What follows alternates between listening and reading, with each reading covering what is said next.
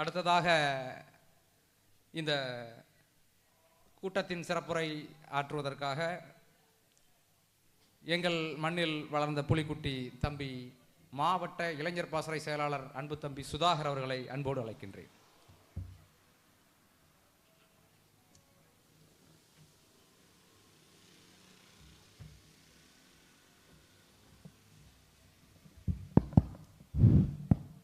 அகர முதல எழுத்தெல்லாம் ஆதி பகவன் முதற்றே உலகு. நீர்படை நிலப்படை நீர் விசும்புப்படை என முப்படை கண்டான். எம் நிலத்தையும் எம் இடத்தையும் எம்மிடம் ஒப்படை என்றான். சேர சோழ பாண்டியர்க்கு பிற்பாடு படை திரட்டிய பச்சை தமிழன் இவனாவான். முப்படை கண்டதனால் முக்கன் சிவனாவான். இருந்தால் எமக்கு தலைவன், இல்லையே எமக்கு இறைவன். எங்கள் தமிழ் தேசிய தலைவர் மேதகவே பிரபாகரன் அவர்கள் இருக்கும் திசை நோக்கி வணங்கி விஜய் பின்னாலும் அஜித் பின்னாலும் ரஜினிகாந்த் பின்னாலும் சுற்றித்திருந்த என் போன்ற இளைஞர்களை இந்த மண்ணிற்காகவும் இந்த மண்ணின் மக்களின் வாழ்வாதார மேம்பாட்டிற்கும் இந்த மண்ணில் வாழ்கின்ற அனைத்து உயிர்களுக்கும் அரசியல் செய்ய வா என்று அழைத்த என்னுயிர் அண்ணன் செந்தமலன் சீமான் அவனையும் வணங்கி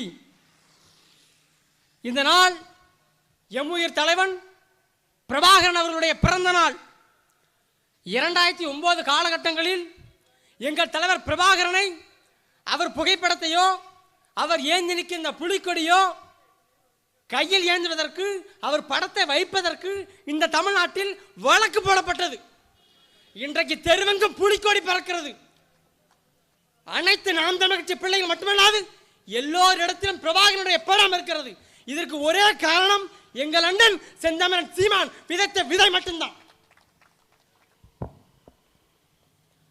உலக வரலாற்றில் ஒரே ஒரு தலைவன்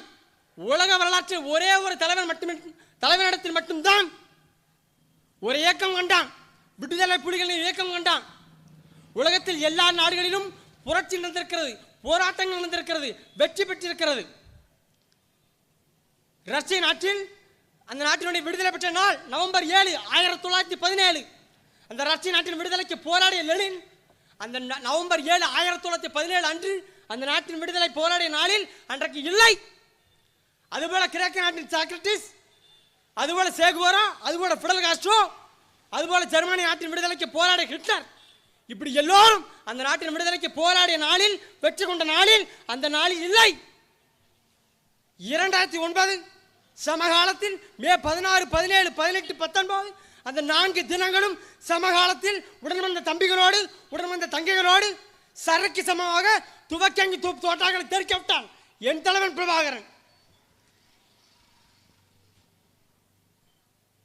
ஒரே ஒரு தலைவன் மட்டும்தாங்க இந்த உலகத்தில், ஒரே ஒரு தலைவன் மட்டும்தான் அந்த நாட்டில் அது இயக்கம் கொண்டான், விடுதலை புலியின் இயக்கம். அந்த இயக்கத்தில் தலைவன் கையில் ஆயுதம் ஏந்தி தன் உயிரை சாக கொடுக்க காத்து நின்ற மாவீரர்கள் தமிழகத்தில் மட்டும்தான் உண்டு.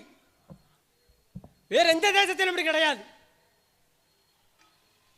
ஈழ மண்ணில் கூட ஈழ விடுதலைக்கு, அந்த நாட்டின் விடுதலைக்கு, அந்த மக்களின் வாழ்வாதார மேம்பாட்டிற்கு அந்த நாட்டு மக்கள், அந்த நாட்டில் உள்ள வீரர்கள் யாரும் மண்ணெண்ணை ஊற்றி சாகவில்லை, யாரும் தற்கொலை செய்யவில்லை, யாரும் விஷம் குடித்து சாகவில்லை. ஒவ்வொருத்தரும் மாவீராக இறந்து போனான்.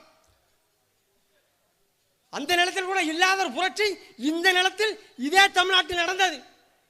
2009 காலகட்டத்தில் ஒரு படுகொலை நடக்கிறது. என் இனம், என் சொந்த இனம், நான் பேசக்கூடிய தாய்மொழி தமிழை பேசக்கூடிய என் தமிழினம் அருகாமையில் கூடிய இலங்கை தேசத்தில் 1.5 லட்சத்துக்கு மேற்பட்ட இனம் சாகிறது. பார்த்து துடிக்கிறான். சிவகங்கை ராமநாதபுரத்தை சேர்ந்த 18 பேர், 1 2 18 பேர்.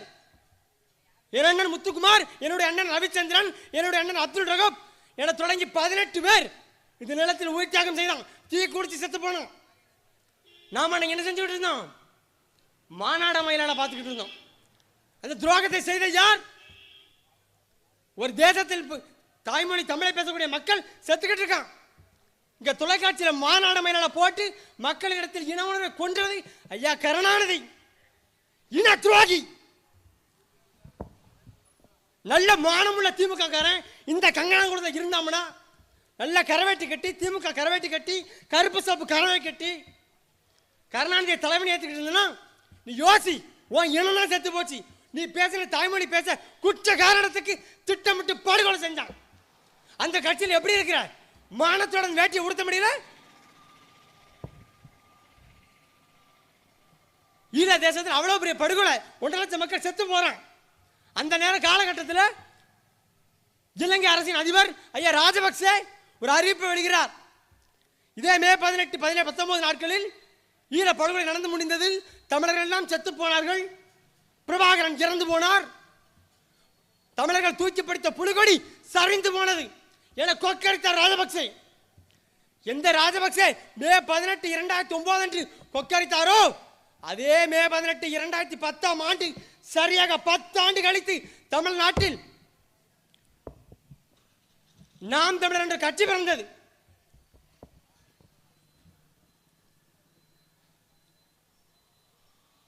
ஒரு அதிபர் கொக்கரிக்கிறான். அப்படி உன் தலைவன், உன் இனத்திற்கான தலைவன் இறந்து போனாங்கிறான்.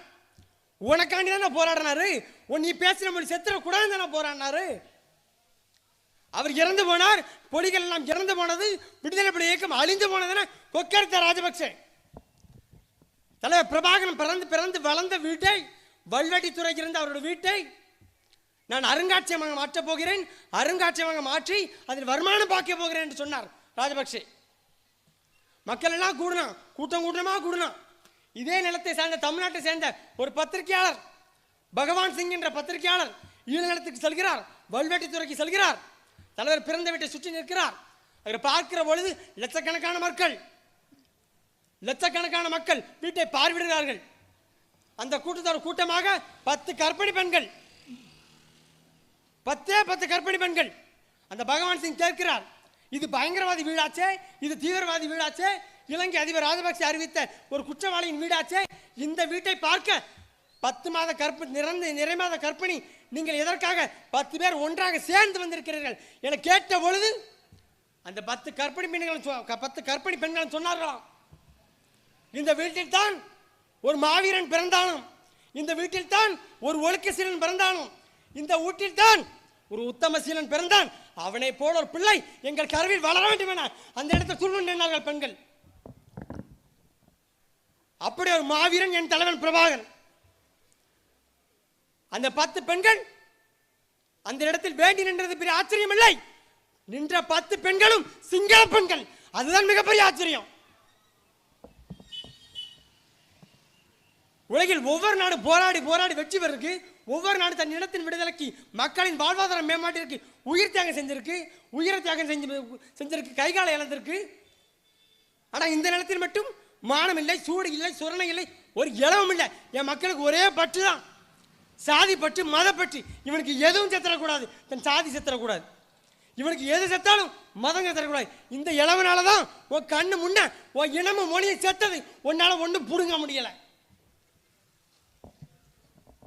உன்ன பெருமை பேசுகிறது. நாங்கள்லாம் நாடாறு, நாங்கள்லாம் தேவமாறு, நாங்கள்லாம் கோணக்கமாறு, நாங்கள்லாம் செட்டிமாறு, நாங்கள்லாம் பிள்ளைமாறு, நாங்கள்லாம் விளக்குமாறு. என்ன சாதி பெருமை? இவ்வளவு சாதி பெருமை பேசுறோம் நம்ம. இவ்வளவு சாதி பெருமை. உன் கண்ணு முன்னாடி இனம் செத்து போச்சே. உன் சொந்த நிலத்தில் இந்த ஊரில் தண்ணீர் இலவசமாக வாங்க முடியுமா? தண்ணீருக்கு பணம் கட்டி தானே வாங்குற. குடிக்கிற குடிநீர், தூய்மையான குடிநீர், சுகாதாரமான குடிநீர் இலவசமாக தானே கொடுக்கணும். அருகே மேலே 9 டேம் இருக்கு, 9 அணைகள். யார் கட்டியது? இதே நிலத்தை சார்ந்த பெருந்தலைவர் காமராஜர் இந்த மண்ணை 9 ஆண்டு காலமாக ஆண்டார். 9 ஆண்டு காலமாக ஆண்ட பெருந்தலைவர் காமராஜர் இந்த நிலத்திற்கு 9 அணைகளை கட்டி தந்தார். அதற்கு பிறகு ஆட்சி அதிகாரத்துக்கு வந்த திராவிட கட்சிகள் ஆளுக்கு 5 பொண்டாட்டி தான் கட்டியிருக்கான். என்ன செய்தார்கள் சாதனை? என்ன சாதனை இருக்க முடியும்? 9 அணைகளை கட்டிய காமராஜரை நீ நாடார் என்ற சாதிக்கு சுருக்கி விட்டாய். ஓட்டுக்கு பணம் கொடுப்பவன் பாவி, அந்த பணத்தை வாங்கி கொண்டு ஓட்டு போடுபவன் தேச துரோகி என்றால் எங்கள் தாத்தர் முத்துராமலிங்க தேவர். அவரோட சாதிகளை சுருக்கிட்டு இப்படி ஒவ்வொரு தலைவரையும் சாதிகளை சுருக்கிட்டு இந்த நிலத்திற்கு வந்து பிழைக்க வந்தவர், வசனம் எழுத வந்தவர், முன்னாள் வசன கர்த்தா கருணாநிதி தமிழக தலைவராக்கிட்டு. நீ ஒரு மானங்கட்ட பொழப்பா தெரியல. சூடு வேண்டாம் நமக்கு. வரலாற்று நம்ம படிக்க வேண்டாம். வரலாற்று நமக்கு என்ன தெரிஞ்சிருக்கோம்? நம்ம எதையும் அறிகிறது இல்லை. யார் என்ன சொன்னாலும் அப்படியே உள்ள கேட்டு அப்டேட் பண்ணிக்கிறது. கேட்டால் அதுதான் 2021 ஃபேஷன் 2K கிட்ஸ்.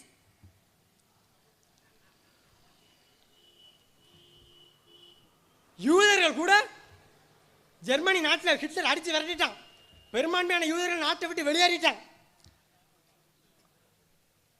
நாம் தமிழர் கட்சியை பொறுத்த வரைக்கும் என்றைக்குமே இஸ்ரேல் மீது அக்கறை காட்டக்கூடிய ஆட்கள் இல்லை. நாங்கள் பாலஸ்தீனத்தின் மீது, இழந்த நிலத்தின் மீது பாதுகாப்புக்காக போராடக்கூடிய பாலஸ்தீன் மீது எங்களுடைய அக்கறை இருக்கும். ஆனால் அதையும் தாண்டி ஒரு போராட்ட குணம் தன் நாட்டை விட்டு விரட்டி விட்டார் ஹிட்லர் என்று தெரிந்தவுடன் யூதர்கள் 4 பேர் ஆக்ஸ்போர்ட் யூனிவர்சிட்டியில் படித்துக் கொண்ட 4 பேர் ஒன்னா சேர்றான். இந்த நாட்டின் தலை சிறந்த கடவுளாக இயேசு என பிரசங்கம் செய்யறான். இந்த நாட்டின் தலை சிறந்த விஞ்ஞானி கிரேக்க நாட்டின் என பிரசங்கம் செய்யறான். இந்த நாட்டின் சிறந்த விஞ்ஞானி ஐசக் நியூட்டன் அவர் ஒரு யூதர் என பிரசங்கம் செய்யறான். இப்படி பிரசங்கம் செய்து பிரச்சாரம் செய்து தன் யூத மக்களை எல்லாம் ஒன்றா திரட்டுறான். ஒன்றா திரட்டி இஸ்ரேல் நிலத்தில் ஒரு ஏக்கர் நிலத்தை வாங்கி ஒட்டுமொத்த இஸ்ரேலை கைப்பற்றிட்டான்.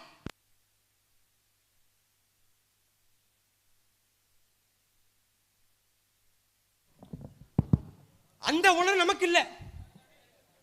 அவங்க கூட 1.5 கோடி 2 கோடி உலகம் முழுமைக்கும் 156 நாடுல பறவை வாழக்கூடிய தமிழ் என்கிற தேசிய இனம் 156 நாட்டில் வாழ்றான் தமிழன். 13 கோடி பேர், 13 கோடி பேருக்கு ஒரு தலைவன் இல்லை, ஒரு மொழி குறிப்பிட்ட மொழி இல்லை. வெளியூரில் போனால் நான் தமிழன் பேசிக்கிறான், சொந்த ஊரில் தமிழ் பேசுறது இல்லை, பிற மொழி கலந்து பேசுறது. எல்லாம் காரணம் என்ன? உளவியல் நோய், உளவியல் சிந்தனை. ஒரு யூதர்களை கூட தன்னால் ஒரு நாட்டை கைப்பற்ற முடிகிறது, தனக்கென்ற ஒரு நிலப்பரப்பை உருவாக்கி கொள்ள முடிகிறது. ஆனால் தமிழனால் முடியவில்லை இந்த நாட்டில். அடங்க யார் தமிழர்? நாங்கள் கட்சி ஆரம்பிச்ச நாம் தமிழர். நாம் தமிழர் என்ற கட்சி நாங்கள் உருவாக்கவில்லை. உருவாக்கிய பெருமகனார் சீபா ஆதித்தனார். அதை தொடங்கி வருவர் அண்ணன் சீமான் அவர்கள். அதற்கு இப்போதைய தலைவர் அண்ணன் பிரபாகரன் அவர்கள். நாம் தமிழர் என்ற கட்சி ஆரம்பிச்சோன்னா யார் தமிழர்? யார் தமிழர்? இந்த கேள்வியை, இதே போல கேள்வியை அருகாமையில் கேரளாவில் கேட்ட முடியுமா? யார் மலையாளி, யார் கன்னடர், யார் தெலுங்கர் கேட்ட முடியுமா? ஆனால் இந்த நிலத்தில் மட்டும் யார் தமிழர்? முன்னந்தோண்டிய நிலத்தில் முகத்தவர், மூத்த தமிழ்மொழி குணர்வின் மூத்தவர், தென்னன் பாண்டியன் குமரி குடிமையர், திசையெல்லாம் பரந்துலகை அளந்தவர், இன்னரும் ஈழசை நாடகம் யாத்தவர், இந்திய நாவலம் தேயத்து இறைமயர், என்ன வியப்படா இவர்கள் தமிழர்கள். நான் இங்கே பாவட்டேன் பெருஞ்சித்தனார். வரலாற்று புரியல் இல்லை, இதுதான் காரணம். வரலாற்று புரியல் இல்லை. நமது பாட்டங்கள் முப்பாடன் எழுதிய கவிகளை படிக்கிறது இல்லை. பள்ளிக்கூடத்தில் படிக்கக்கூடிய பாடங்கள் கூட மதிப்பெண் காண்டு படிக்கிறோம். நாம வளரணும், நாம வாழணும். உலகில் பெரிய நிடம், நம்ம உலகிற்கே மூத்த இனம். உலகில் ஒவ்வொரு நாடும் ஒரு மொழி பேசிக் கொண்டிருக்கிறது. ஒவ்வொரு நாடும் ஒரு மொழியை தாய்மொழியை எண்ணிக்கொண்டு ஒரு மொழியை பேசிக் கொண்டிருக்கிறது. ஆனால் உலகில் எல்லா மொழிகளுக்குமான தாய்மொழி தமிழை நாம பேசிக் கொண்டிருக்கோம். அப்ப நமக்கு எவ்வளவு திமிர் இருக்கணும்? எவ்வளவு திமிர் இருக்கணும்? இல்ல, இந்த இன உணர்வு, இந்த மான உணர்வு இல்லாமத்தான் காவேரியில் தண்ணி கட்டி பிச்சை கட்டி நிற்கிறோம். இந்த இன உணர்வு மாணவர்கள் இல்லாமத்தான் கேரளாவில் முல்லைப்பெரியால தண்ணி தரவாலும் கையேந்தி நிற்கிறோம். இழப்பு நமக்கு தான். எல்லாரும் நம்ம இடத்தில் இருக்கக்கூடிய வளங்களை பயன்படுத்திக்கிறோம். நாம எல்லா வளங்களையும் அள்ளி அடி பிற மாநிலத்துக்கும் பிற நாடுகள் அள்ளி கொடுத்து விட்டு பராரியா நிற்கிறோம். என் கண்ணு முன்னாடி மழை போகுது, என் கண்ணு முன்னாடி நீர் போகுது, என் கண்ணு முன்னாடி மழை அள்ளி கொண்டு போறானே. பேசு, வெட்டி பேச்சு தான் நீ பேச முடியும். அதிகாரத்தை சுவைக்காம உன்னால ஒண்ணுமே செய்ய முடியாது. புரட்சியாளர் அம்பேத்கர் சொல்றார், அதிகாரம் மிக வலிமையானது, அதனை அடைந்து விட்டால் அனைத்து துன்பப்பட்டுக்கிற சாவி ஆட்சி அதிகாரம் மட்டும்தான் என்கிறார். அந்த ஆட்சி அதிகாரத்தை கைப்பற்றணும். உனக்கான கட்சி நாம் தமிழர் கட்சி. நீ பேசக்கூடிய மொழி தமிழ் மொழி, நீ இருக்கக்கூடிய நாடு தமிழ்நாடு. உன்னுடைய கலை, இலக்கியம், பண்பாடு, கலாச்சாரம், தொன்று தொட்ட வேளாண்மை, காற்று வளம், கனிம வளம், நீர்வளம், நிலவளம், இவற்றையெல்லாம் ஒன்று சேர்த்து இருப்பது தமிழர் என்கிற தேசியம். இதை விட உனக்கு என்ன அரசியல் யார் சொல்லி தந்துட போறா? இந்த அரசியலை நம்ம உள்வாங்கணும். இந்த நேரத்தில் இப்போ சமீபத்தில் ஒரு அரசியல்வாதி பேசுறாரு, நாம் தமிழர் கட்சியும் சீமானும் விடுதலை புலிகளையும் புலிக்கொடியும் பயன்படுத்துவது ஏன், பயன்படுத்தக்கூடாது சொல்வது யார்? திராவிட முன்னேற்ற கழகத்தின் ஒரு திராவிட ஒட்டுத்திணை பண்பாளர் ஒரு 200 ரூபாய் கூலிக்கு, ஒரு பிச்சை காசுக்கு நாம் தமிழர் கட்சியை விமர்சிக்கிறார். புலிக்கொடியை பயன்படுத்தி ஏன் கேள்வி வைக்கிறார். புலிக்கொடி உங்க அப்பா வீட்டு கொடியா? என் பாட்டன் கொடி.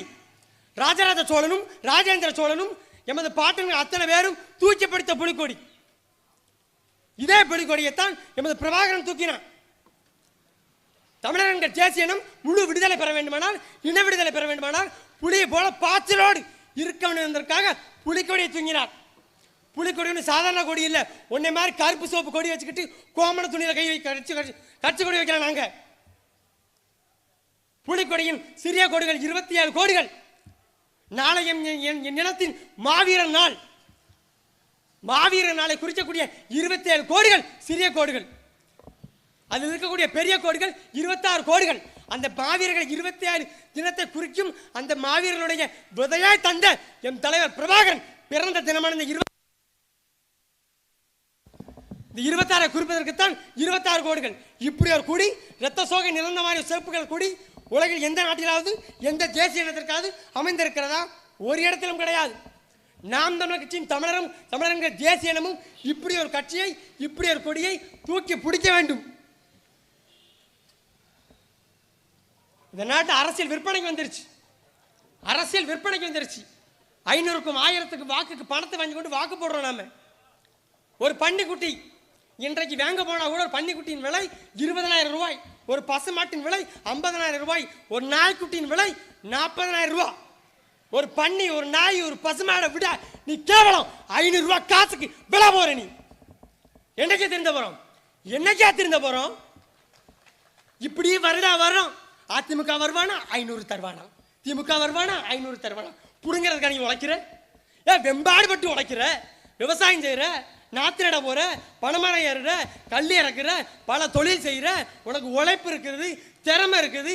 தினந்தோறும் 700 800 சம்பளம் வாங்குற. எல்லாம் வாங்கின பிறகு தேர்தல் நேரத்தை 500 ரூபாய்க்கு கையேந்திரிய. நீ மானத்தோட இருக்கிறியா, மானம் இருந்து இருக்கிறியா? நமக்கு ரோசை வேண்டாம். 500 ரூபாய் காசுக்கு இந்த பேட்டை 500 ரூபாய் வாங்கிட்டு குட்டி யானையில ஏறி போறோமே. ஒரு குட்டி யானையில 50 ஆடி ஏற்ற முடியுமா? ஒரு குட்டி யானையில 50 மாடி ஏற்ற முடியுமா? ஒரு குட்டி யானை வண்டியில 50 மாட தமிழ் ஏற்றுறான். வெக்கம் இல்லை உனக்கு? வரமாட்டேங்க. அந்த வெக்கம் மானம் சூடு சொல்ற இருந்திருந்தா நீ இந்த கட்சி இந்த சேர்ல வந்து உட்கார்ந்துருப்ப. இதுதாங்க சிக்கல். மொழி உணர்வு, இன உணர்வு வரணும். நமக்கு இயல்பாவே வந்தா மட்டும்தான் சரி செய்ய முடியும். கத்துறதுக்கும் பேசுறதுக்கு நாம் தமிழர் கட்சி இருக்கு. ஸ்டாலின் அவங்க விமர்சிச்சிருவாங்க, எடப்பாடி அவங்க விமர்சிச்சிருவாங்க. நமக்கு என்னப்பா பொழப்பு? 5 வருஷத்துக்கு ஒரு தேர்தல் வரும், 500 ரூபாய் பணம் வரும், உள்ள வச்சுட்டு ரெட்டாளைக்கு 2, சூரியனுக்கு 3 புடுங்கிறதுக்கா ஓட்டு? அப்படி எதுக்கா ஓட்டு போடணும்? நம்ம மானம் இழந்து போய் இதில் ஐயா ஸ்டாலின் வேற பெருமை பேசிக்கிடுவார். ஆகா நான் டெல்லிக்கு போறேன், நான் டெல்லிக்கு போறது, நான் சும்மா நான் கை கட்டி வாய் போட்டு நான் காவடி தூக்க போறேடா. அப்புறம் எதுக்கு போறிய? டெல்லிக்கு உங்களை யார் போக சொன்னா? டெல்லிக்கு போய் ஐயா மோடி அவர்களிடத்துல ஆகடா காவடி எடுக்க போறடா, கை கட்டி வாய் பூத்து நிற்க போறானா, வேற என்ன புடுங்க போறிய? இதுவரைக்கும் ஆண்ட யாரா போயிருக்கானா? நீங்க என்ன பொசுக்கு பொசுக்குன்னு போயிட்டு வரிய? கேட்க மாட்டான். கேட்டா பாஜகவின் எதிராளி ஸ்டாலின், ஸ்டாலின் அடித்தா கிள்ளி, அது இந்த டெல்லி ஸ்டாலின் ராஜ்யம். இவங்களோட என்ன சொல்ல? பூரா வேறும் காமெடி பீஸா இருக்காங்க. ஒரு வசனம் வேற பேசிக்கிட்டாரு, ஆகடா கலைஞர் பிள்ளையாக்கும். அதுதான் சந்தேகமாவே இருக்கு எங்களுக்கு. அது என்ன ஆக கலைஞர் பிள்ளையாக்கும்? உங்களை யார் சொல்ல சொன்னா? நாங்க கேட்டோமா நீங்க கலைஞர் பிள்ளையா இல்லையான்னு? எடுத்த எடுப்புக்கெல்லாம் ஆகடா கலைஞர் பிள்ளையாக்கும். யாரு கேட்டா உங்ககிட்ட நீங்க கலைஞர் பிள்ளையா அன்பழகம் பிள்ளையான்னு? உங்கள்கிட்ட கேட்கலையா ராசா? நாங்க அங்கிட்ட சொன்ன வாக்குறுதி நிறைவேற்றுங்க. நாங்க ஆட்சிக்கு வந்தால் நீட் தேர்வில் விலக்கு பெறுவோம் என்றீர்கள். விலக்கு பெற்றீர்களா? ஐயா உதயநிதி சொன்னார், புதுக்கோட்டை மாவட்டத்தில் ஐயா உதயநிதி சொன்னார், பிரச்சார நேரத்தில் வந்தார் உதயநிதி, திமுக ஓட்டு போடுங்க, நாங்க வந்தா தான் உங்களுக்கு நீட் தேர்வு விலக்கு வாங்கி தருவோம் சொன்னவர் உதயநிதி.